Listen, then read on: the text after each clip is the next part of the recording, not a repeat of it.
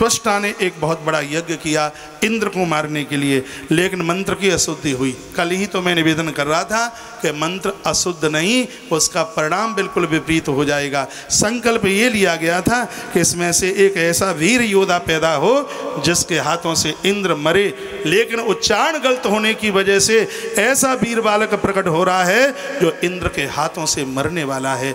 तो उसमें से एक वीर पुरुष प्रकट हो गया जिसकी वृत्तियां आकाश से लग गईं और शीघ्र ही उसका नाम वृत्रासुर रख दिया गया। वृत्रासुर ने जन्म लिया, और जिस समय भैया ये वृत्रासुर ने जिस समय जन्म लिया था तो उस समय दिशाएं चिंगाड़ रही थी, आकाश गर्जना कर रहा था, देवता स्थान छोड़ छोड़ करके भाग रहे थे। देवता सीधे भगवान के पास में पहुँचे, परमात्मा के पास में पहुँचे और भगवान से कहा कि हे प्रभु, बात समझ में नहीं आती है, पता नहीं ये कौन दैत्य है, निशाचर है, हमें मार डालेगा, प्रभु हमारी रक्षा कीजिए, हम आपकी शरण में आए हैं। एक बार जयकारा भगवान के नाम का लगाइए, बोलिए बांके बिहारी लाल की जय हो, श्री हनुमान जी महाराज की जय हो, राधा माधव सरकार की जय हो, हनुमंत बलवंत महाराज की जय हो, जय जय श्री राधे, जय जय श्री राधे, जय जय। प्रभु हमारी रक्षा कीजिए। तब भगवान ने कहा कि हे देवराज इंद्र, वृत्रासुर को जीतने के लिए तुम्हें महात्मा दधीची के पास जाना पड़ेगा, तब ही कल्याण होगा, नहीं तो इस राक्षस से बचना मुश्किल हो जाएगा। देवता महात्मा दधीची के पास गए। ये कथा बड़ी विलक्षण है। महात्मा दधीची की पत्नी का नाम है सुवर्चा। बहुत ध्यान से सुने। सुवर्चा अपने पति के चरणों की सेवा कर रही थी। वारी एक पेड़ के नीचे बैठे थे, इतने में देवता वहां पर पहुंचे। देवताओं को देखते ही महात्मा दधीची की पत्नी सुवर्चा अंदर कुटिया में चली गई, एक क्षण भी नहीं रुकी। इसका सिद्धांत समाज में क्या है, बाहर यदि कोई घर पर कोई बाहर का पुरुष चल करके आ रहा है और घर की नारी कहीं बाहर बैठी है, पति के पास बैठी है, बच्चों के पास बैठी है, बाहर का यदि कोई व्यक्ति चल के आवे तो नारी वर्ग को घर के अंदर चले जाना चाहिए। लेकिन यह आज बहुत बड़ी विडंबना है।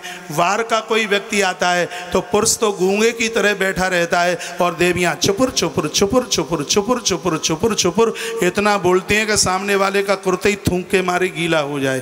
कहा जाए थूकती ज़्यादा हो, थूकती नहीं हूँ, भगीरथी पैदा मेरे मुँह से ही होती है। आने वाला व्यक्ति क्या कहता है, मैं तो ऐसे घर में गया था जहाँ पर जनानियों की चलती है। अरे भैया, निवेदन भारतीय मर्यादा को संभाल करके रखिए। नारी वही धन्यवाद की प्रतीक है जिनकी आवाज़ पड़ोसी भी नहीं सुन पाता। अरे भैया, नारियाँ तो इतनी जोर से बोलती हैं कि बोले यहाँ के आवाज़ देवखेरा में पहुँचे। नारी की मर्यादा, नारी की मान मर्यादा पर्दे के बीच भगवान सुखदेव सावधान करते हैं। हे परीक्षित, महात्मा दधीची की जो पत्नी है जिसका नाम है सुवर्चा, साधारण स्त्री नहीं है जिसने शंकर को अपने गर्भ से पैदा कर दिया। हाँ, किस रूप में? महात्मा पिप्पलाद के रूप में सुवर्चा ने महादेव को प्रकट कर दिया। देवी अंदर चली गई। यहाँ पर देवता पहुँचे, चरणों में प्रणाम किया, कहा गुरुदेव हमें आपकी हड्डियाँ अस्थियाँ चाहिए। उसी समय महात्मा ने अपनी अस्थियाँ दे दी। उन हड्डियों में से 2 धनुष और 1 वज्र बनाया गया। एक धनुष ऐसा था जिसकी प्रत्यंचा भगवान महादेव ने असुर तारक को मारने के लिए की थी, और तब भगवान का नाम त्रिपुरारी हुआ। मिथिला नरेश एक बहुत बड़ा कोई राजा महादेव का भगत था, और वही धनुष उस भगत को दे दिया, और ऋषसेनु नाम के उस भगत को वो धनुष दिया और कहा ये अपनी नगरी में जाके रख देना। जो भी कोई इस धनुष का भंजन कर देगा समझ लेना कि परमात्मा उस देहली पर चल करके आया है। ये वही धनुष था जिसको प्रभु श्री राम जी ने तोड़ा। उसके तत्पश्चात एक धनुष वह भी था। ऐसे तो ये भी बताया गया कि अग्निदेव के पास में जो गांडीव आया था, जो अर्जुन को दिया गया था, वह भी महात्मा दधीची की हड्डियों से ही बनाया गया। आनंद की बात यह थी कि अर्जुन के अलावा उस गांडीव के ऊपर प्रत्यंचा कोई दूसरा चढ़ाने वाला नहीं था। इसमें से 1 वज्र बनाया गया, और उसी वज्र को देवराज इंद्र अपने हाथों में लेकर के आए और वृत्रासुर के सामने जाकर के कूद पड़े। घमासान युद्ध हुआ। वृत्रासुर ने ऐसा कौतूहल दिखाया कि एक ही प्रहार में इंद्र को निहत्ता कर दिया। इंद्र के हाथ से वज्र छूट गया और इंद्र कपकपी लेते हुए खड़े रह गए, मुंह देख रहे थे। उस समय वृत्रासुर ने कहा, हे देवराज इंद्र, मैं धर्म का युद्ध करता हूँ, अधर्म का युद्ध नहीं करता। निहत्थे के ऊपर वार नहीं करता, ये उठाओ अपने हाथ में और मेरे साथ में युद्ध करो। जब वृत्रासुर ने ऐसी वीरवाणी बोली तो उसी समय भगवान नारायण वृत्रासुर के सामने आकर के प्रकट हो गए। बोलिए नारायण देव भगवान की जय हो। भगवान नारायण आकर के प्रकट हुए और भगवान इतने गदगद हो गए, इतने खुश हो गए, मेरे भगवान कहने लगे स्वकानाम या संपदो दे भूमु रसायाम, संपूर्ण धरती की संपदा पुत्र आज तुम मुझसे मांगोगे तो मैं तुम्हें दे दूंगा, क्योंकि तुम्हारे मुंह से धर्मवाणी निकली है। मैं कोई जाति बिरादरी ऐसा नहीं कि मैं देवता और असुरों का ही हूँ। अरे जिसके पास में धर्म होगा तो भले ही वो दैत्य क्यों ना हो, मैं उसके पास भी ऐसे ही प्रकट हो जाऊंगा जिस प्रकार से मैं देवताओं के सन्मुख खड़ा रहता हूँ। संपत्ति धरती की संपूर्ण तेरी होगी, आज तू मुझसे जो मांगेगा वृत्रासुर मैं तुझे वही दूंगा, तू मुझसे मांग ले, तुझे क्या चाहिए।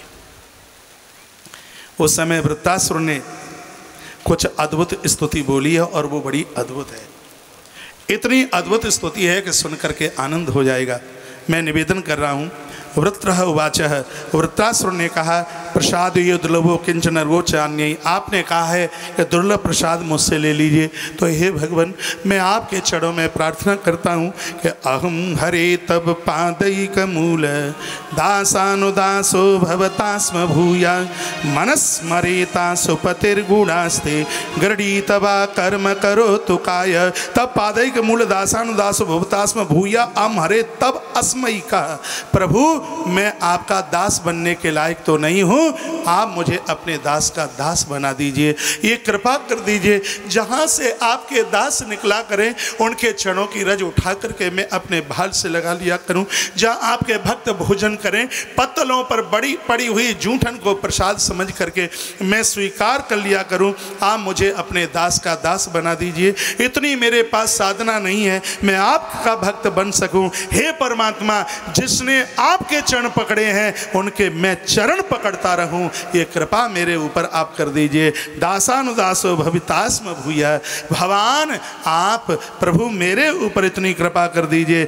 मनस्मृता सपते गुणास्ते गृढ़ीत वाक् कर्म करो तुकाया, मैं वचन और कर्म से मन वचन और कर्म से आपका नाम लूं, महापुरुष संतों की सेवा करूं, उनके चरण पकड़कर एक दिन आपकी देहली तक चल करके आ जाऊं। जो आपके भगत हैं उनकी मैं कभी आलोचना ना करूं, जो आपके भगत हैं उनकी मैं आरती उतारूं, जो आपके भगत हैं उनको मैं स्नान कराऊं, जो आपके भगत हैं उनको मैं भोजन कराऊं, और जो आपके भगत हैं सोते समय में उनके चरणों की सेवा करूं। मुझे वरदान दे दीजिए कि मुझे आपके भक्तों के चरणों की सेवा मिल जाए, ये कृपा मेरे ऊपर आप कर दें। आप मुझे अपने भक्तों का अपने दासों का दास बना दीजिए। बात समझ में आ रही है? धन्यवाद। भगवान अति प्रसन्न हो गए, बहुत खुश हो गए। मैंने कहा वरदान तो मैंने तुम्हें दे दिया कि तुम मेरे भक्त के भक्त बनोगे, तुम मेरे दास के दास बनोगे, लेकिन हे वृत्रासुर इससे मुझे संतुष्टि नहीं मिली। तुम मुझसे कुछ गहना मांगते, तुम मुझसे कुछ संपदा मांगते, तुम मुझसे कुछ भूमि मांगते, तुम मुझसे और कुछ ऊपर के लोगों का वैभव मांगते। यदि तुम मुझसे इंद्र की गद्दी भी मांगोगे तो मैं सच कहता हूँ वृत्रासुर, इंद्र को हटाकर मैं तुम्हें इंद्र की गद्दी का शासक बना दूंगा। तुम मुझसे मांगी तो सही। जब परमात्मा कृपा करता है जीव के ऊपर, सबसे पहले उसको प्रलोभन देता है, उसको कंकड़ पत्थर देता है, उसको संसार में रमा देता है। लेकिन भैया जो इस संसार की वस्तुओं से बच गए हैं, परमात्मा के परम अनुयायी वही हो सकते हैं। कितना भगवान ने प्रलोभन दिया। भगवान ने कहा इंद्र को हटा दूंगा, तू मांग तो सही कि मुझे इंद्रासन चाहिए। तो क्या जवाब दिया इस वृत्रासुर ने? वृत्रासुर के 4 श्लोकों में पूरी भागवत समाई हुई है।